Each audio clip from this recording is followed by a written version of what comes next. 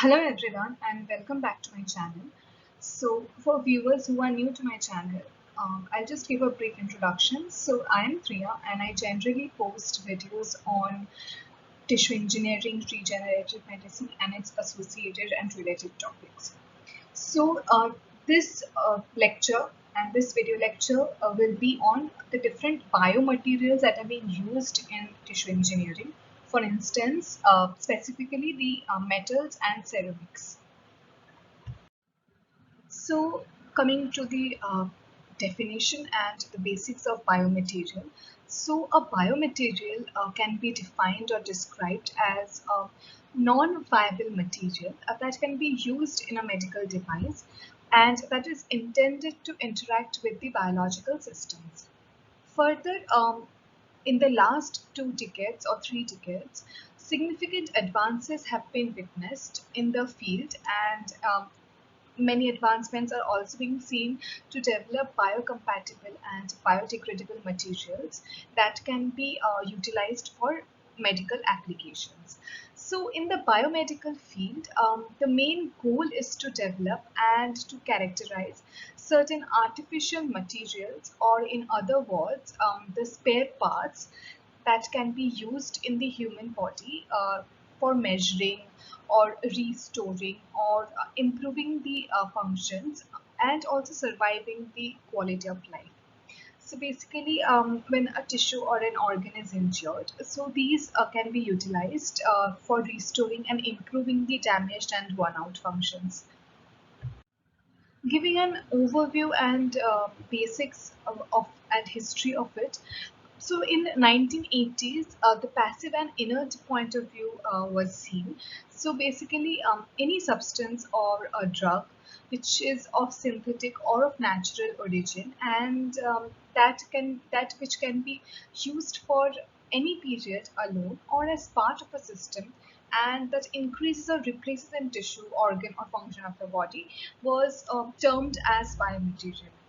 Further, there were certain changes after 1 decade. So around 1990, so the active point of view was considered, and later the definition was a little bit changed, and it was transformed into any non-living material that can be used in a medical device, and that is being designed to interact with the biological systems. So a biomaterial is termed as the material that can be utilized within the biological system and hence known as biomaterial. Further brushing up the definition of tissue engineering. So, tissue engineering applies the biological, the chemical, and engineering principles towards repairing, regenerating, or restoring the living tissues by utilizing biomaterial, cells, and growth factors.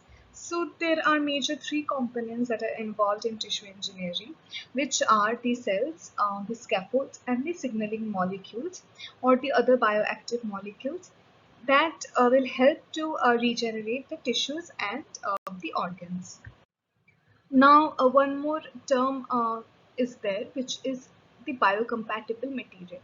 So, in one of my videos, I have mentioned that there are certain characteristics and requirements for the material to be used in tissue engineering, out of which one of the important criteria to be used as a biomaterial is the biocompatibility. So, the material that will be used should be compatible with the biological system, or else there will be reactions that will have a negative impact on the human body.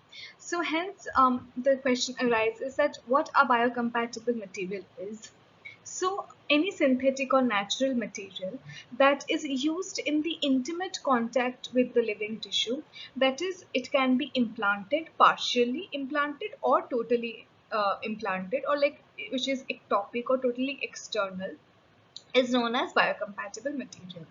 Further, biocompatible materials are intended to interfere the biological system in order to evaluate, treat, augment, or replace any tissue, organ, or function of the body. And then moving forward, so basically a biocompatible device must be fabricated from the materials that will not elicit or that will not give rise to any adverse immunological reactions and adverse biological response that can have a negative impact. Talking about the history of biomaterials, so more than 2000 years ago, Romans, Chinese, and Aztecs used gold in the dentistry. And the turn of century became when the synthetic implants became available. Around 1937, polymethyl methacrylate, which is also known as PMMA, was introduced into the dentistry field. And around 1958, Robb suggested that Dacron fabrics cannot be used to fabricate an arterial prosthetic. Therefore, in 1960, Charniers used PMMA, which is ultra high molecular weight polyethyl end, and stainless steel for total hip replacement purposes. Later in 1960s to early 1970s, biomaterial field further solidified, and in 1975, Society for Biomaterials was formed. This slide gives an overview about the different types of biomaterials that are used for different applications. For example, for the load-bearing orthopedic applications, various alloys of aluminium, zirconia, and titanium, aluminium, gallium are being used. For certain cranial surgeries or for cranial recovery, certain stainless steel and then titanium, acrylic, hydroxyapatite, and calcium phosphate, these are being currently utilized in the hospitals. Further, for ear implants, uh, aluminium and then titanium, silicon alloys are being used. Whereas in case of heart, which are the soft tissue, so for those titanium, aluminium, palladium alloys and then silicone-based, PET-based materials are currently being explored. So this slide it gives an overview about the various biomaterials that are currently being utilized, and also research is being going on for further developments. So biomaterials can be of several types. Majorly, it can be polymer, it can be metal, it can be ceramic, and it can also be semiconductor materials. So it can be utilized for various applications, namely for devising or for developing drug delivery devices, then dental implants, then biosensor, for then also for bone replacement, heart valve, ocular implants, orthopedic screws and fixation, dental implants. So there can be several and infinite number of applications into which the biomaterials can be tuned and can be utilized for medical purposes. Talking about several generations of biomaterials, so generally there were three main generations.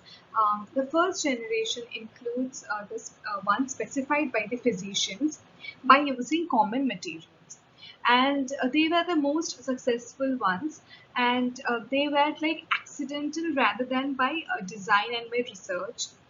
Then comes the generation or the evolving of the second generation biomaterials, which were basically developed through collaborations of physicians and the engineers. And the engineered implants were used by using common materials. So they were basically built on first generation experiences, and they utilized advances in materials science, that is from other fields. Further, the last generation of the current generation is the third generation biomaterials, which are basically the bioengineered implants. By using the bioengineered materials, a few examples on the market. So there are certain modified and new polymeric devices, and they are like others are mainly under the development process. Talking about certain examples of biomaterial applications, so it can be utilized to fabricate artificial or in vitro heart valve. Then it can be also created used to create artificial tissues, dental implants, intraocular lenses, vascular grafts, and also for hip replacements. Going into a little bit details about the heart valve. So almost as soon as heart valve is implanted, so cardiac function is expected to restore to near a normal range, and bileaflet tickling disc heart valve is most widely used one, and it has been seen that there were around more than 45,000 replacement valves that are being implanted every year in the United States alone. Further, apart from the advantages, there are certain problems that arise due to using the heart valves, which include that there is degeneration of the tissue, then mechanically it is not competent, or it does not mimic it mechanically. So there are several mechanical failures. Also, there are high chances of a post-operative infection, and also there are chances of induction of blood clots. Further talking about the dental implants after the cardiac implants. So small titanium fixtures that serve as the replacement for the root portion of a missing natural tooth. So basically the implant is placed in the bone of the upper or the lower jaw, and they are allowed to bond with the bone. Further, several dental implants are basically based or uh, like made up of titanium screw-shaped cylinders that can act as roots for the crowns and bridges, or also can act as supports for dentures. Further, they are also capable of bonding to the bone, which is a phenomenon that is termed or that is described as osseointegration. So for any material that are being used for dental implants should have a feature of the osseointegration. And they're also bioinert, thus there is no reaction in the tissue, and also there is no rejection of it. Talking about intraocular lenses, which are currently being really explored. So basically, they are made up of PMM, silicon elastomer, and other such materials. So by the age of 75, it has been observed that more than 50% of the population, they tend to suffer from cataracts. So people are like mostly seen having problem in the vision due to the cataract, and around 1.4 million implantations in the United States are being done like on a yearly basis, and good vision is tend to generally get restored almost immediately the surgery is being done or after the lens is inserted. So this shows that how tissue engineering and regenerative medicine has evolved, and how they are being utilized to improve the quality of several patients all throughout the world. Thereafter, talking about vascular grafts. So, vascular grafts, as a name would suggest, that they needs to be flexible in order to be utilized as vascular grafts, and they are generally designed with the open porous structure or nature, and they are often recognized by body as a foreign. Next, discussing about what hip replacements are, and such a brief overview about it. So, the biomaterials, the most common medical practices using biomaterials in this case is like it should be corrosion resistant, it should have high strength, it should be made up of high strength metal alloys. So, a very high molecular weight of polymers are being utilized because it is an area which experiences higher body weight and other pressures and all those. So basically, some hip replacements, ambulatory function it tends to get restored within certain few days after the surgery. And other surgeries, they basically require an extensive healing period for attachment between the bone and the implant. So in most of the cases, good function is being restored at a rapid manner. So talking about the vascular grafts and what are the characteristic features that are being required to be considered for vascular grafts are.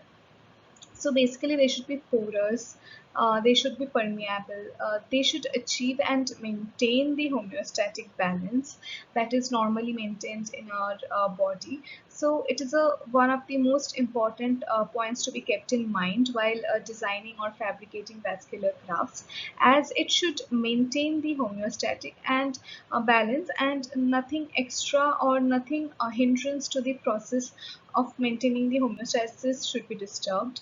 So it should also have certain good structure retention abilities and adequate burst strength, along with high fatigue resistance, low thrombogenicity, and it should be biostable apart from other good handling properties. So these are a few of the parameters that are required to be kept in mind while designing vascular grafts.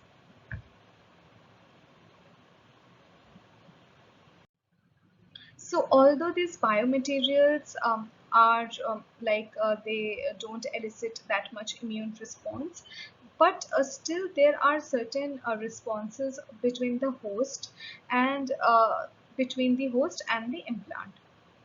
So the first reaction that happens is the blood and the material interactions, basically due to the protein absorption, then coagulation, fibrinolysis, then hemolysis.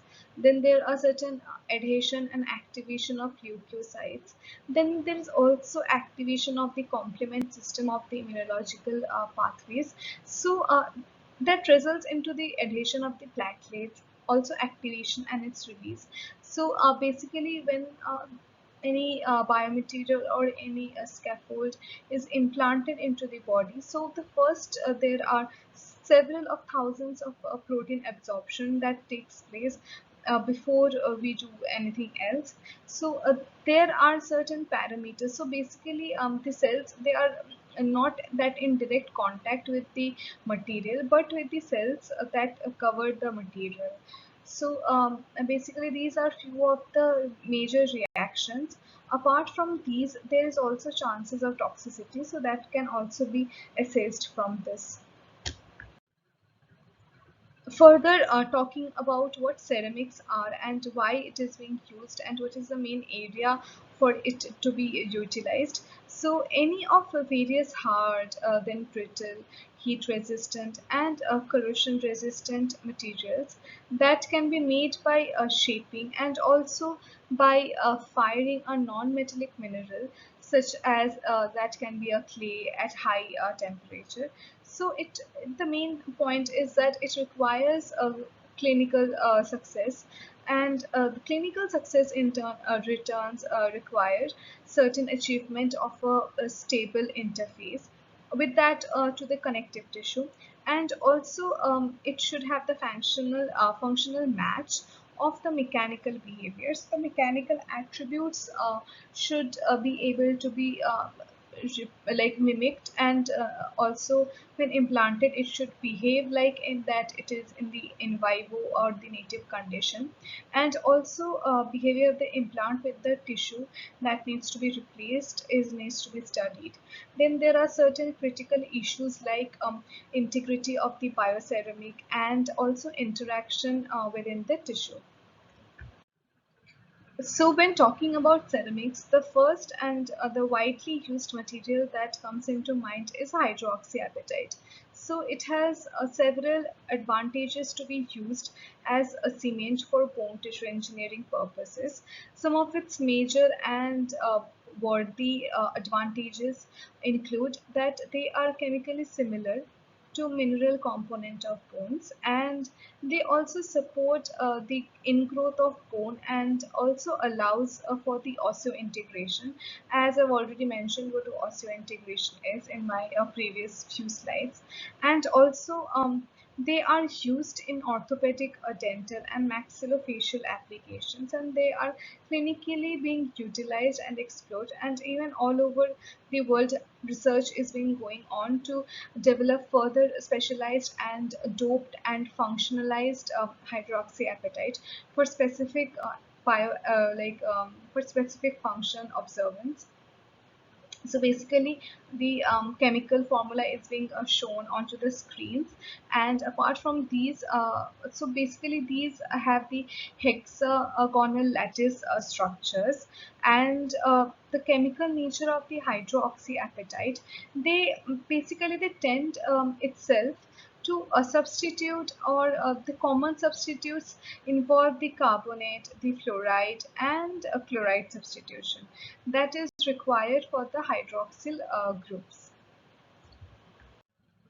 So there can be several applications and utilities or uses of hydroxyapatite, which is also known as HAP.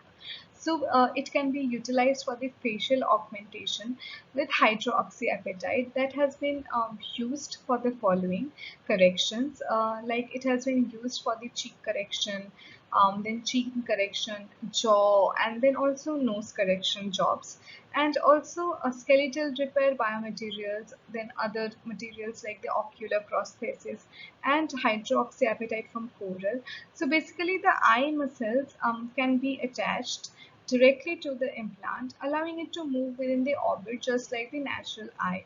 So this gives an overview about the versatility of the hydroxyapatite and how it can be modified in order to tune it according to the desirable function that needs to be observed.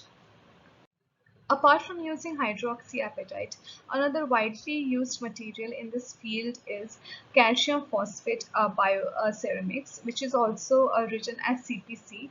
So basically, there are several calcium phosphate ceramics that are being considered biocompatible, and most of them are bioresorbable and will like tend to get dissolve when exposed to physiological environments. So that is one of the desirable characteristics that tissue engineering has, and how it really encompasses that portion.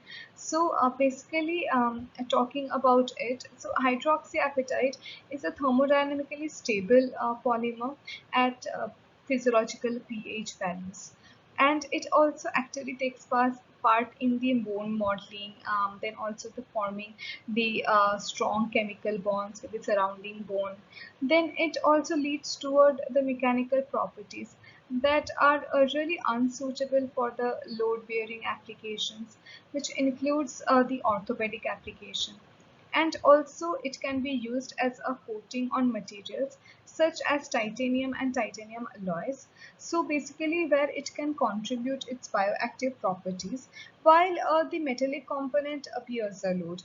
So there are certain coatings like by the plasma spraying that are also being utilized and also being explored by researchers. Further talking about several definitions and how the biomaterials are synthesized. So they are basically the oligomers. So oligomers are the molecules with n, or the number of which is like the number, it should be not like it should be around less than 10 but not more than 10, and there are also certain parameters like the degree of polymerization. Then apart from those, there can be different types of biomaterial depending upon the synthesis process. So it can be either a homopolymer or a copolymer, or it could be alternating block, random polymer, and also linear polymer directly can be utilized, which doesn't have any branches. And also there are certain cases where they use the branched polymer for it. So these are certain definitions which I'm going to discuss. One of the major examples include the polyethylene and the polypropylene. So basically they are used in the high density form, and they are used to fabricate the tubings for trains and also for the catheter fabrication. So basically these are the ultra high molecular weight form that are used as acetabular component in artificial hips and also for other prosthetic joints. So basically it has good toughness and water resistance. So different materials has different properties. So people need to choose the desirable material depending upon their use and depending upon their application. So basically, they have high rigidity. Then there is a good chemical resistance, and also they possess certain good tensile strength. And then also there are excellent stress cracking resistance stuff, which are used for sutures and also for hernia repair. Further, next we'll discuss about the polymethyl methacrylate, which is also known as PMMA. And so basically talking about its definition and brief idea. So these is actually a hydrophobic linear chain polymer that tends to be transparent, amorphous, glassy at room temperature, and they're also known as plexiglass or lucite.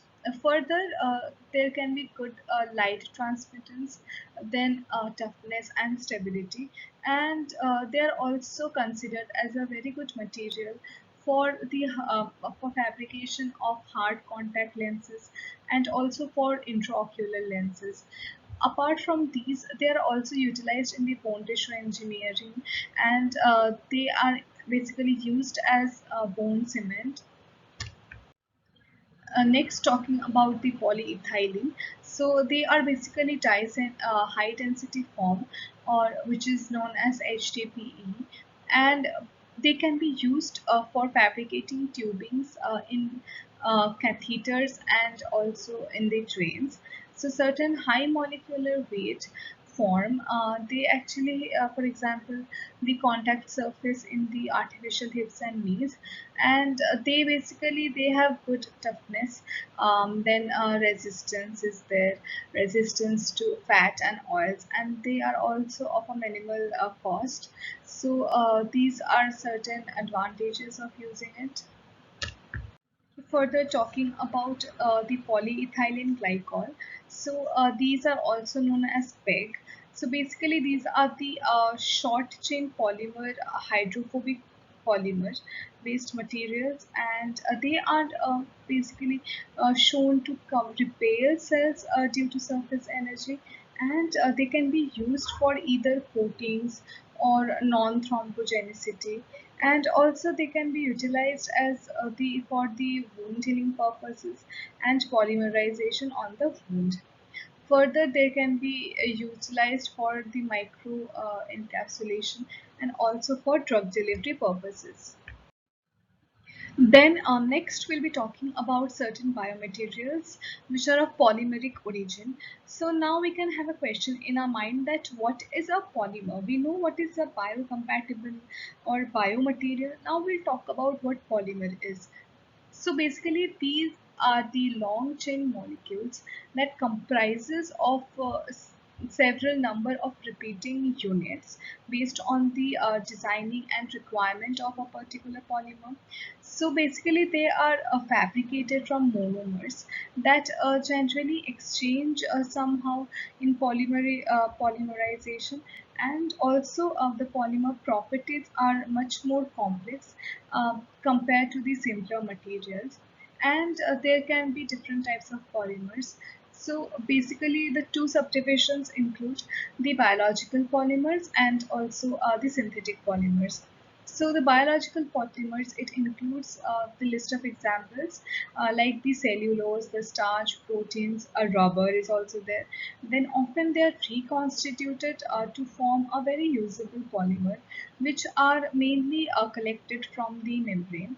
So basically, there can be synthetic polymers that are fabricated from petroleum products, and generally they can also be modified biological polymer, and also most plastics and the similar materials. So there are certain differences between the PTFE, which is polytetrafluoro uroethylene, and the other is polyvinyl chloride, which is also known as PVC. So they can be either the Teflon, or they are actually hydrophobic. They have good lubricity in case of the poly PTFE, and they basically are utilized to be used for fabricating catheters and vascular grafts. Coming to the PFC, which is polyvinyl chloride, So they are like in general made flexible and also soft by the addition of plasticizers. So they are not suitable for long-term use because plasticizers can be extracted from the body, and they are used as a tubing from blood transfusions, and also feeding and dialysis, and also blood storage bags. Talking about a certain biological polymers, so basically there can be many and extracellular materials, uh, like which are also known as the polymers. So polysaccharides, as the name suggests, that they are ones which are made from the monosaccharides, like the cellulose and also the alginate. So sometimes they can also be utilized as proteins, mainly from the amino acids, like for example the collagen, then actin and membrane. So there can be also nucleic acid which are made from nucleotides. Either that can be DNA or it can be RNA. Further, it shows that there are several areas or domains of tissue engineering.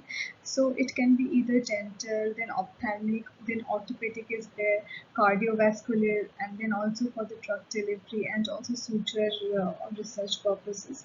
So this table or chart shows the several requirements, properties, and also the polymer that are being utilized for it.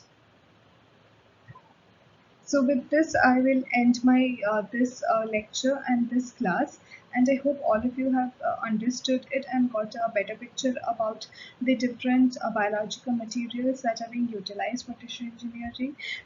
So with this, I end my today's session. So please, if you like my videos, do like and subscribe it also to your friends. And till my next video, take care and have a nice day and goodbye.